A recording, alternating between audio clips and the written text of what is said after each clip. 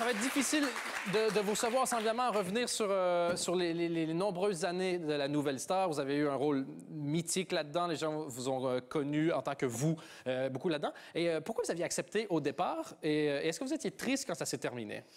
Alors j'ai accepté au départ pour deux raisons, parce que je trouvais que déontologiquement, les candidats ne devaient pas courir le matin à 7 h du matin autour du château ou s'embrasser justement sous la couette avec, vous savez, quand dessous ils écrivent ce que nous on n'arrive pas à entendre, vous savez, avec la caméra infrarouge, vous voyez, il y avait un côté qui était très en dehors de la musique, hein, vous voyez.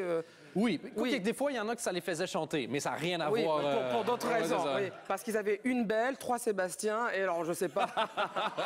Voilà. Et Dieu sait ce qui se passe en Oh là là là là, un vrai chenil. Exactement.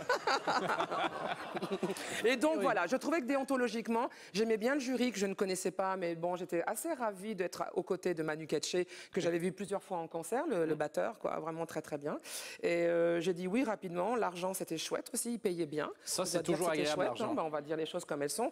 Et je sentais que j'avais quelque chose à y jouer. Je sentais que j'avais peut-être me servir de l'outil télévision pour vraiment toucher au plus près les gens et peut-être défendre d'autres styles vocaux, voilà, jusqu'à arriver à une Miss Dominique avec cette voix large, une Amel Bent qui a un timbre de voix incroyable, Christophe Willem, voilà, pur talent, hein, une sorte entre George Michael et Diana Ross. Oui. Je veux dire vocalement. Hein. Bien sûr, parce que sinon ça...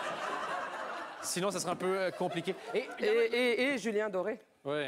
Ah, super Julien Doré. Il vient quand il veut, d'ailleurs, Julien Doré. Ah ouais, Julien, il faut absolument que tu viennes. Il est super charmant. Alors, la grande loge, tu oublies, mais la toute petite loge... Aujourd'hui, il y a encore à peu près 250 émissions pour essayer de découvrir des nouveaux talents musicaux. La question va être vraiment directe, mais est-ce qu'il y a assez de talent pour soutenir toutes ces émissions-là? Alors voilà, moi je vais répondre franchement, je pense qu'il n'y a pas assez de talent pour soutenir toutes ces émissions-là. Moi, ça n'engage que moi, parce que je connais plein de gens à la télévision, sur la 6, sur la 1 et partout, qui pensent vraiment trouver encore des talents. Alors la seule chose qu'il y a de vrai, c'est que les tout petits, ceux qui avaient 10 ans il y a quelques années, ont maintenant l'âge, ça fait 10-12 ans que durent ces émissions, ils ont bien évidemment l'âge et la culture de ces émissions-là. Ils se sont même formatés sur les chansons, ils ont appris toutes les chansons de vieux comme nous, pour pouvoir faire plaisir aux jurys et aux jurés qui ont 50 ans, quoi. Est-ce qu'il y a assez de jurés pour pouvoir soutenir toutes ces émissions-là? Écoutez, on a eu...